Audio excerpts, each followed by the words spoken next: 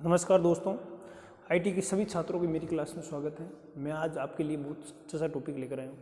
हम लोग हमने अणु पढ़ लिया था, परमाणु पढ़ लिया था, हमने यौगिक पढ़ लिया था, तत्व पढ़ लिया था। ये सारी डिटेल पढ़ ली थी पीछे वाले वीडियो में।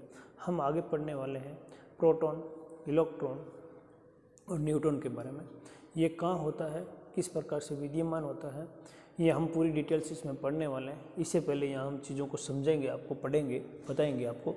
जो प्रोटॉन होता है उसके अंदर 1.6 × 10⁻19 कूलम आवेश होता है, और यहाँ इलेक्ट्रॉन में जो होता है 1.6 × 10⁻19 कूलम होता है। जो प्रोटॉन और इलेक्ट्रॉन में जो कूलम होते हैं वे बेटा बराबर होता है। ये चीज़ आप नोट कर लेना कि सर हम प्रोटॉन और इलेक्ट्रॉन का जो हम पढ़ेंगे, इलेक्ट्रॉन जो कूलम पढ़ेंगे, कूलम आवेश पढ़ेंगे, ये दोनों का बराबर होता है। इस दोनों चीज़ों को आप ऑब्जर्व कर लीजिए, लिख लीजिए, याद रख लीजिए। देखो, फिर मैंने कहा इसका जो द्रव्यमान होता है वह इलेक्ट्रॉन से 1845 गुना बड़ा होता है। ये इसका मैंने लिख दिया यहाँ पर। द्रव्यमान इसका कितना होता है, यानी इसका जो द्रव्यमान होता है 1.67 × 10⁻28 ग्राम होता है। इसका जो द्रव्यमान होता है 1.6 × 10⁻28 ग्राम होता है। जबकि यहाँ जो इसका जो द्रव्यमान होता है, इसका जो द्रव्यमान होता है 9.1 × 10⁻28 ग्राम होता है। ये 10⁻28 ग्राम इसका होता है। और इसका द्रव्यमान और इसके द्रव्यमान को आप नोट रखें कि हमने प्रोटॉन का द्रव्यमान होता है 1.67 × 10⁻24 ग्राम। ये आपके आईटी के एग्जाम होगा उस समय पूछा जाएगा, आप याद रखना। और इस प्रकार का जो द्रव्यमान है, जो इलेक्ट्रॉन का इस प्रकार का द्रव्यमान है 9.1 × 10⁻28 ग्राम को, ये भी याद रखना। आप दोनों आईटी में इनमें से सवाल पक्का आएगा। इलेक्ट्रॉन और प्रोटॉन का जो कूलम एक कूलम में कितने आवेश होते हैं, तो आप दोनों में से आपको एक लाइन याद रखनी है बस, 1.6 × 10⁻19 कूलम। फिर ये कहा मैंने कि ये न्यूट्रॉन है, ये एक आवेश रहित है, ये एक आवेश रहित, इसमें आवेश कुछ प्रकार के नहीं होता। इसका द्रव्यमान प्रोटॉन के द्रव्यमान के बराबर होता है। ये चीज़ मैंने कही है। आप देखो, प्रोटॉन की खोज गोल्डस्टीन ने, नामकरण रदरफोर्ड ने रखा। प्रोटॉन लिख लेना, प्रोटॉन की खोज गोल्डस्टीन, नामकरण रदरफोर्ड ने किया। इलेक्ट्रॉन की खोज जे थॉमसन, जे थॉमसन, ठीक है, जे थॉमसन, ये लो। और इसके बाद में न्यूट्रॉन की जेम्स चैडविक,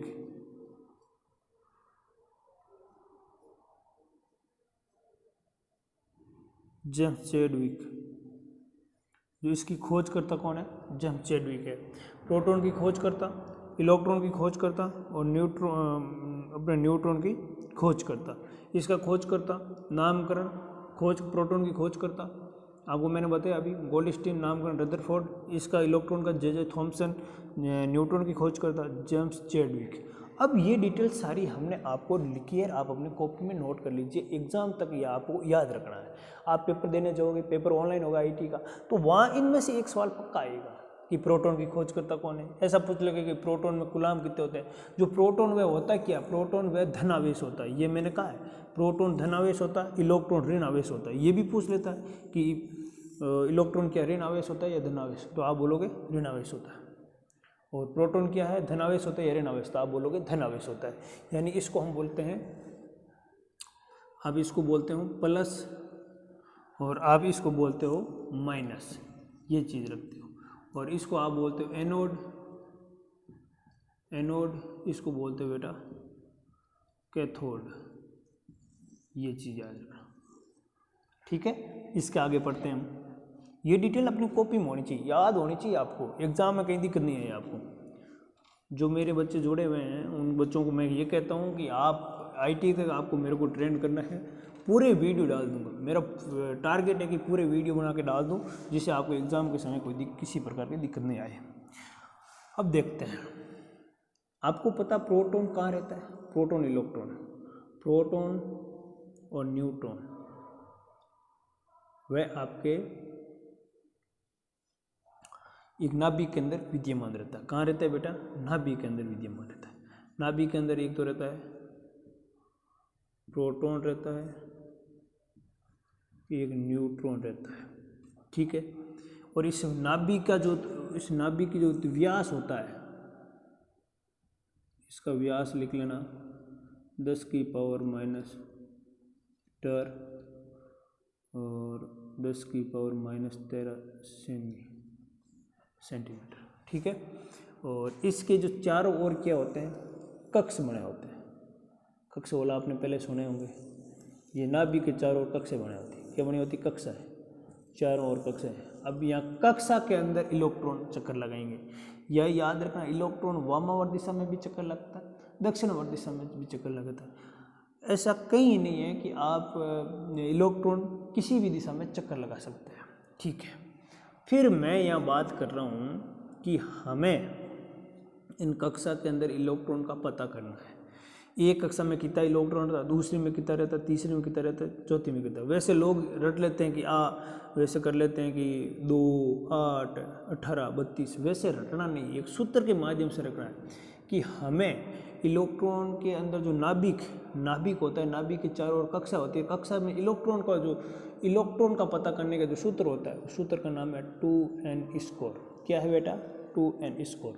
इस 2n स्क्वायर में हम लिखेंगे यहाँ पर, देखो यहाँ 2, जबकि मैंने यहाँ कक्षा में नाम भी दे देता हूँ K L M N, और मैं लिखता हूँ K, और इसका जो सूत्र है वह लिखता हूँ बराबर 2 इंटू ये n है, ये n है आपके सामने। तो n का हम क्या कर लेंगे, कक्षा नंबर 1 का क्या कर लेंगे, स्कोर। ये स्कोर लिखा हुआ, ये कक्षा नंबर, n का मतलब कक्षाओं की संख्या।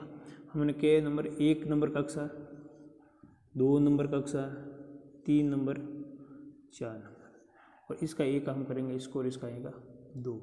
हम दूसरा लेंगे L, कक्षा नंबर L लेंगे 2 इंटू कक्षा नंबर 2, n का मतलब 2, कक्षा की संख्या 2, उसका करूँगे स्कोर, कितना होगा 8। 2 का 4, 4 इंटू 8, ठीक है। फिर हम पढ़ेंगे m बराबर करेंगे, m में क्या करेंगे, m में यहाँ ले लेंगे 2, n का मतलब अब n ये लो n में 3 का स्कोर बराबर आप कितने 9 और 2 इंटू करोगे तो 2 से 18, ये लो। फिर आप इसके बाद में पढ़ोगे कि भाई 4 नंबर सर कक्षा n, 4 नंबर कक्षा में ये जो अपने 2 का 2 लिख दोगे इंटू 4 का 100 और करोगे तो 4 का 16, 16 दूना 32, तो इसका मान हो जाएगा 32। एक कक्षा में इलेक्ट्रॉन 2 रहेगा, दूसरे में 8 रहेगा, तीसरी में 18 रहेगा और चौथी में आपका 32 रहेगा। ये इन कक्षा से हमारा ये हम इस प्रकार से हम इलेक्ट्रॉन को यहाँ पर हमने एक कक्षा के अंदर इलेक्ट्रॉन का पता कर लिया। हम इस प्रकार से बड़ा भी कक्षा का पता कर सकते हैं। हमें ये चीज़ ऑब्जर्व करनी है, ध्यान रखनी है कि हमारे पास नाभिक के अंदर प्रोटॉन और न्यूट्रॉन उपस्थित रहता है, चारों ओर उसकी कक्षा रहती है। कक्षा में इलेक्ट्रॉन वामावर्त दिशा में, दक्षिणावर्त दिशा में गति करता है। प्रोटॉन और इलेक्ट्रॉन में जो ये बंधे होते हैं, जो प्रोटॉन होता है, प्रोटॉन के इलेक्ट्रॉन किस बल में बंधे हुए होते हैं, जिसको आप बोलोगे अभिकेंद्रीय बल। अभिकेंद्रीय बल, ये अभिकेंद्रीय बल में बंधे हुए होते हैं, ठीक है। अभिकेंद्रीय जो बल होता है उसमें ये बंधे हुए मिलेंगे आपको, ठीक है। इसके बाद में यहाँ इलेक्ट्रॉन हो गया, ये आपका क्लियर हो गया। हम पढ़ेंगे 2n स्क्वायर, ये भी पढ़ लिया आपने, ठीक है। अब मैं यहाँ बात कर रहा हूँ, आपके सामने प्रोटॉन भी हो गया, न्यूट्रॉन हो गया, अभिकेंद्रीय बल में बंधे हुए होते हैं, ठीक है। अब मैं आपसे ये कह रहा हूँ कि ये चीज़ें आपको आनी चाहिए। कैसे? देखो, मैं कह रहा हूँ जो चालक का होता है उसमें परमाणु क्रमांक आपके या तो 1 होगा या 2 होगा या 3 होगा, और जो आपका अर्धचालक होगा उसमें होगा 4। कुचालक होगा ना, उसमें होगा 8। मैं कहता हूँ पता करना सर, मेरे यहाँ है, ये मिटा रहा हूँ, लिख लेना कि अपने पास तांबा है, तांबे में परमाणु क्रमांक 29 होता है, और मैं यहाँ कक्षा का जोड़ करूँगा, मैं 1 पहली कक्षा का जोड़ के 2 प्लस दूसरी का क्या 8, तीसरे की 18, इसका जो मान आ रहा है वह आपका 28 आ रहा है, जिसे आप लोग इसमें यहाँ मान करोगे 28 माइनस 29, इसका जो एग्जैक्ट मान आएगा वह जो शेष पल 1 बचेगा मैंने कहा है कि जो चालक है उसका मान हमेशा शेषफल में परमाणु क्रमांक 1 बचे, 2 बचे या 3 बचे, वह भाग चालक होता है। तो इसका शेषफल 1 हो गया, तो ये चालक हो गया। यानी इसका शेषफल कोई, ये परमाणु क्रमांक हर तत्व, हर पदार्थ का अलग अलग फिक्स रहता है, इसलिए आपको याद रखना है। यहाँ चालक का आपने 1 2 3 लिया है, तो मैंने यहाँ पर 1 ले लिया। ये यहाँ पर मैंने 29 चालक का परमाणु क्रमांक हो गया, इसको मैंने दोनों तीनों कक्षों को जोड़ा, उसका शेषफल 1 आया, तो ये मेरा चालक हो गया। मैं दूसरी कक्षा कोई दूसरा लेते हो, जैसे आपको 32 ले लिया, तो 32 जो आपको किसका जर्मेनियम का है, तो आप इसको जोड़ोगे, जैसे आप जोड़ोगे तो 28 में से 32 निकालो, तो आपका शेषफल कितना बचा 4, ये 4 है, तो जर्मेनियम क्या आएगा आपका अर्धचालक। तो इस प्रकार से चालक, अर्धचालक, कुचालक आप पता कर सकते हो। परमाणु क्रमांक के अकॉर्डिंग आप किसी भी चीज़ का पता कर सकते हो। ये थी डिटेल्स, ये समझने के लिए आपको बहुत चीज़ें समझने के लिए काम आएगी। आगे चालक का पता चल सकता है इसे, कुचालक का पता चल सकता है इसे, अर्धचालक का पता चल सकता है। आप ये चीज़ें याद रखें कि न्यूट्रॉन, प्रोटॉन, इलेक्ट्रॉन क्या होते हैं, वे किस प्रकार से गति करते हैं। हम विद्युत, ये सारी चीज़ें पढ़ी है। इलेक्ट्रिशियन पढ़ी है, इलेक्ट्रिशियन का ये टॉपिक मेन जो आपकी बेस क्लियर करता है, यहाँ से आपकी मजबूती, यानी इसके माध्यम से हम बहुत तारों में करंट गुजारेंगे, किस प्रकार से चलेंगे, धारा क्या होगी, विद्युत वाहक क्या होगा, सारे डिटेल्स इसमें हम आगे पढ़ने वाले हैं। तो ये थी हमारी, यहीं इस क्लास को होल्ड करेंगे, आगे वाली रिकॉर्ड क्लास जल्दी आपको मिलेगी। तो इसलिए चैनल को लाइक शेयर सब्सक्राइब जरूर कर लीजिए, दोस्तों तक ज़रूर पहुँचे, जब तक अभी IT का पेपर देने के लिए तैयार हुआ है, जिसको ऑनलाइन पेपर में आपके बैक नहीं आए, आसानी से पेपर को क्लियर कर सकें, इसलिए मैंने आपके लिए ये वीडियो लेकर आया हूँ।